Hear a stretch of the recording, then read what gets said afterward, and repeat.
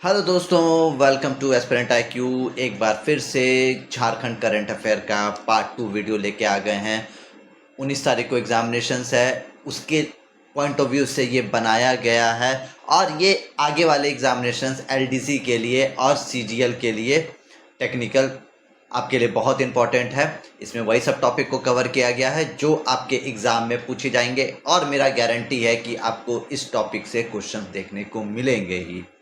तो वीडियो को 2x में कर दीजिए और वीडियो को पूरा ज़रूर देखिएगा। अगर नए हैं तो चैनल को सब्सक्राइब कर दीजिए। पूरा आपका करंट अफेयर एग्ज़ाम से पहले तक में कंप्लीट करा दिया जाएगा, ठीक है। और अपना सेंटर को देख लीजिए, क्षेत्र कार्यकर्ता का सेंटर मिल गया है, डिस्ट्रिक्ट अलॉट कर दिया गया। चलिए हम लोग स्टार्ट करते हैं। Most important current affair, world economic forum का सबमिट हुआ 2026 में। तो ये क्यों इम्पोर्टेंट है? ये जो सबमिट हुआ था वो दाओस स्विट्ज़रलैंड में था। ये इसलिए इम्पोर्टेंट है क्योंकि हमारे झारखंड से 11 सदस्यीय प्रतिनिधि मंडल नेतृत्व किए थे। इसमें से कौन कौन इम्पोर्टेंट है? तो इसमें से पार्टिसिपेट करने वाले हेमंत सोरेन, कल्पना सोरेन और झारखंड राज्य के जो मुख्य सचिव है अविनाश कुमार भी गए थे, ठीक है। तो कब से कब तक वो गए थे? तो वो 18 से 26 जनवरी तक वो वहीं पे रहे थे, ठीक है। 18 से 26 जनवरी तक ये सम्मेलन चला था। इसमें जो इम्पोर्टेंट क्वेश्चन था, इसका उद्देश्य आपसे पूछ सकता है, जैसे क्या था उद्देश्य? तो इनका जो उद्देश्य था, राज्य में निवेश को आकर्षित करना। क्या करना? निवेश को आकर्षित करना और विकास के साथ प्रगति, विकास के साथ प्रगति, ये इनका उद्देश्य था। इसमें दो क्वेश्चंस और बहुत इंपॉर्टेंट बन रहे हैं। वो क्या है कि यहाँ पे एक सर्वोच्च सम्मान है व्हाइट बैज, जो कि हेमंत सोरेन को दिया गया और कल्पना सोरेन को WEF बैच से सम्मानित किया गया, ठीक है। तो कल्पना सोरेन को WEF बैच से सम्मानित किया गया और हेमंत सोरेन को व्हाइट बैच से सम्मानित किया गया। तो जो जो इम्पोर्टेंट है उसके बारे में बात कर लेते हैं कि कल्पना, पूछा जा सकता है आपसे कि कल्पना सोरेन को किस बैच से सम्मानित किया गया? तो WEF बैच से, ठीक है। WEF बैच से सम्मानित किया गया और व्हाइट बैच से किन्हें सम्मानित किया गया? तो हेमंत सोरेन को सम्मानित किया गया। ये बहुत इंपॉर्टेंट है आपके लिए, ठीक है। कितनी सदस्य गए थे? तो 11 सदस्य गए थे। और कब से कब तक गए थे? तो 18 से 26 जनवरी। तीन मुख्य व्यक्ति हैं, वो अविनाश कुमार, हेमंत सोरेन एंड कल्पना सोरेन। इतना इसमें फैक्ट्स इंपॉर्टेंट है, ठीक है। दूसरा जो मुझे लग रहा है कि आपको पेपर में देखने को मिलेगा ही, ये पक्का है क्वेश्चंस में, जो पूर्व मुख्यमंत्री थे शिबू सोरेन, मतलब हेमंत सोरेन के पिताजी, ठीक है, उन्हें पद्म भूषण पुरस्कार से सम्मानित किया गया। पद्म भूषण पुरस्कार से उन्हें सम्मानित किया गया। ये बहुत इंपॉर्टेंट है। ये पाने वाले झारखंड के ये चौथे व्यक्ति बन गए हैं। केवे व्यक्ति? तो चौथे व्यक्ति बन गए हैं। चलिए देखते हैं कि किन्हें किन्हें मिल चुका है। तो 2010 में मिला है शैलेश कुमार बंदोपाध्याय को, ठीक है। 2010 में मिला है शैलेश कुमार बंदोपाध्याय को, ठीक है। दूसरे व्यक्ति कौन थे? तो महेंद्र सिंह धोनी, जिनको 2018 में मिला था पद्म भूषण।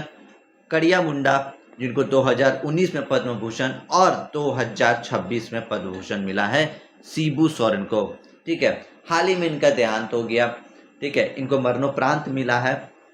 तो कुछ फैक्ट्स हम लोग शिबू सोरेन के बारे में भी जान लेते हैं, ठीक है।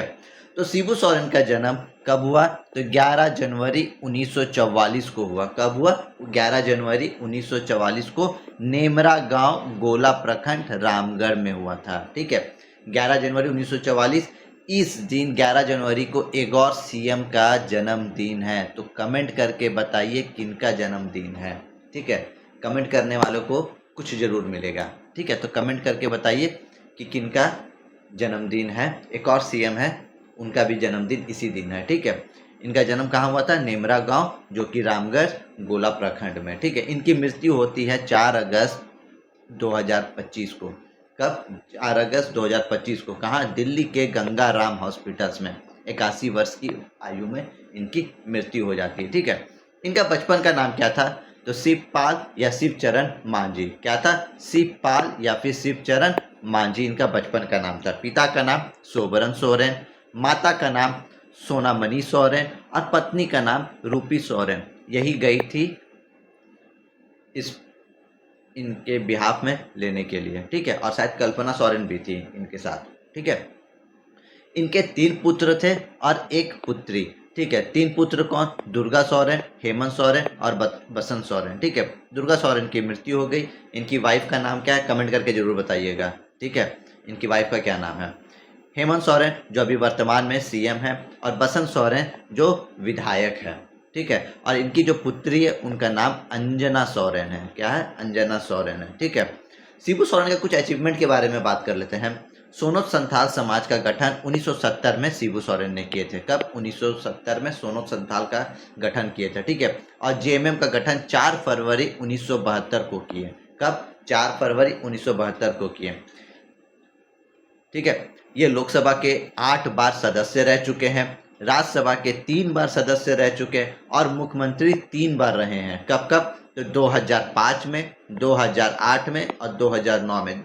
जब 2005 में थे वो 10 दिन के लिए सीएम बने थे, 2008 में 5 महीने के लिए, और लगभग 5 महीना था, और 2009 में भी 5 महीने के लिए ये सीएम बने थे। ठीक है, चलिए अब बात करते हैं। अगर आप लोगों को इसका पीडीएफ चाहिए तो आप हमको व्हाट्सअप कर सकते हैं 9700473697 पे। इस पर आप व्हाट्सअप कीजिए, मैं इसका पीडीएफ आपको प्रोवाइड कर दूंगा। ठीक है, जिनको भी पीडीएफ चाहिए तो इस पर व्हाट्सअप कर सकते हैं। ठीक है, ऑपरेशन मेगा ब्रू क्या था? तो मेगा ब्रू ये ऑपरेशन था, ये चला था सारंडा जंगल में।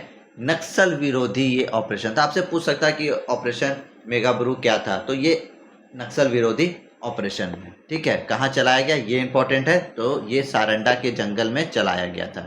ठीक है, चलिए एक और टॉपिक है। ठीक है, 4th सैफ सीनियर चैंपियनशिप।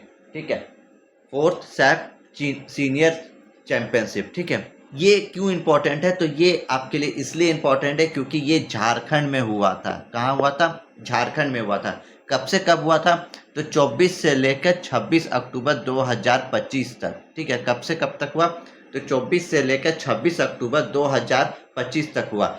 देखिए, इस बार जेपीएससी में सवाल पूछा हुआ था कि इसका शुभांकर क्या, मैस्कॉट क्या? तो डालमा। ये इस बार पूछा गया था, इसका शुभांकर क्या जेपीएससी में। ठीक है, तो ये इंपॉर्टेंट है। आपसे जीके में करंट अफेयर में पूछ सकता है कि सैफ का फुल फॉर्म क्या है? तो साउथ एशियन एथलेटिक्स फेडरेशन, ये इसका फुल फॉर्म है। ठीक है, इसमें 6 देश भाग लिए थे। कौन कौन? तो इसमें 6 देश भाग लिए थे। कौन कौन? तो चलिए इसके बारे में हम लोग देख लेते हैं। पहला भारत, श्रीलंका, नेपाल, बांग्लादेश, मालदीव या फिर भूटान। ठीक है, तो ये इसमें 6 देश भाग लिए थे। इसमें भारत का रैंक कितना था? तो भारत टॉप में था। क्या था? भारत टॉप में था। ये कुल 58 पदक लाए थे। कितने पदक? 58 पदक, जिसमें 20 गोल्ड, 20 सिल्वर और 18 ब्रॉन्ज। ठीक है, इसमें क्या क्या इंपॉर्टेंट? तो मोस्ट इंपॉर्टेंट ये रांची में हुआ था। कब से कब तक हुआ था? तो ये 24 से लेकर 26 अक्टूबर के बीच में हुआ था। और जो इसके जो शुभांकर है डालमा, ये इंपॉर्टेंट है। ठीक है, तो इस फैक्ट्स को आप पूरा अच्छे से एक बार देख लीजिएगा। ठीक है, और आपको चाहिए तो आपको हम नंबर दे दिए हैं, उस पर आप व्हाट्सअप कीजिए तो इसका हम पीडीएफ आपको दे देंगे। ठीक है, अब बात करेंगे, ये अभी जेपीएससी भी ये सवाल को पूछ चुकी है, झारखंड की राजकीय मछली कौन है? तो झारखंड की राजकीय मछली देसी मांगुर। इसकी घोषणा कब हुई थी? तो 25 नवंबर 2025 को, सॉरी 25 नवंबर 2025 में इसकी घोषणा हुई थी। ठीक है, तो झारखंड की राजकीय मछली कौन है? तो देसी मांगुर है। ठीक है, एक इंपॉर्टेंट है, बहुत इंपॉर्टेंट क्वेश्चन है। ठीक है, रांची की ओरमांझी की रहने वाली अनुष्का कुमारी को प्रधानमंत्री राष्ट्रीय बाल पुरस्कार से सम्मानित किया गया। कौन सा? तो पूछा जा सकता है कि प्रधानमंत्री राष्ट्रीय बाल पुरस्कार से किसे सम्मानित किया गया? तो अनुष्का कुमारी को किया गया। कब किया गया? तो 26 दिसंबर 2025 को। ठीक है, पेशे से अगर ये इनके बारे में जाने तो इनको खेल की श्रेणी में मिला, और ये 14 वर्षीय हैं, और ये एक फुटबॉलर है। क्या है? ये एक फुटबॉलर है। ये भी बहुत इंपॉर्टेंट है कि आपसे पूछ सकता है कि अनुष्का कुमारी किस खेल से जुड़ी हुई है? तो फुटबॉल। ठीक है, और इनको किस श्रेणी में मिला है ये पूछ सकता है। तो ये खेल श्रेणी से मिला है। ठीक है,